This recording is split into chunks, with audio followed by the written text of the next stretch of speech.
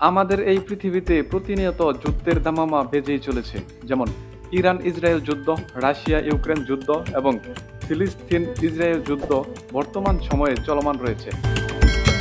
এমন উত্তপ্ত পরিস্থিতির যে কোনো সময় ব্যবহার হয়ে যেতে পারে পারমাণবিক বোমা। আর এই পরমাণু বোমা ব্যবহার শুরু হলে পৃথিবী খুব দ্রুতই চলে যাবে ধ্বংসের সর্বোচ্চ পর্যায়ে। পৃথিবীর মাত্র কয়েকটি দেশের হাতেই রয়েছে 13,000-এরও বেশি পরমাণু বোমা, যা দিয়ে পৃথিবীকে 15 থেকে 20 বার ধ্বংস করা সম্ভব। এখন পর্যন্ত এই পৃথিবীতে মাত্র 2টি পরমাণু বোমার ব্যবহার হয়েছে এবং এই ধ্বংসযজ্ঞের চিত্র ইতিহাসের পাতায় লেখাও রয়েছে।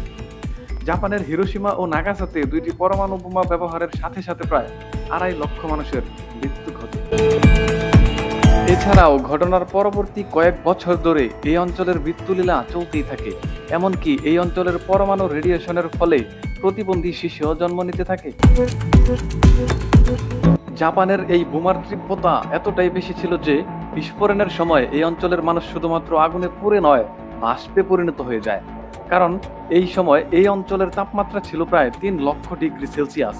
তাহলে একবার চিন্তা করে দেখুন, 80 বছর আগে অর্থাৎ 1945 সালে এই বোমার শক্তি কতটা ভয়ঙ্কর ছিল। কালের বিবর্তনে বর্তমান সময়ে এই পরমাণু বোমার শক্তি বেড়ে প্রায় 3 থেকে 4 হাজার গুণ পর্যন্ত চলে গিয়েছে, যা হাইড্রোজেন পরমাণু বোমা নামে পরিচিত। এমন শক্তিশালী পরমাণু বোমা দিয়ে পৃথিবীকে ধ্বংস করতে মাত্র কয়েক ঘন্টার প্রয়োজন পড়বে। এখন প্রশ্ন হচ্ছে, এমন শক্তিশালী পরমাণু বোমা কিভাবে কাজ করে? এত শক্তি সে পেয়েছে কোথায়? আমরা জানি পরমাণু বোমা 60% বিশুদ্ধ ইউরেনিয়াম দিয়ে গঠিত।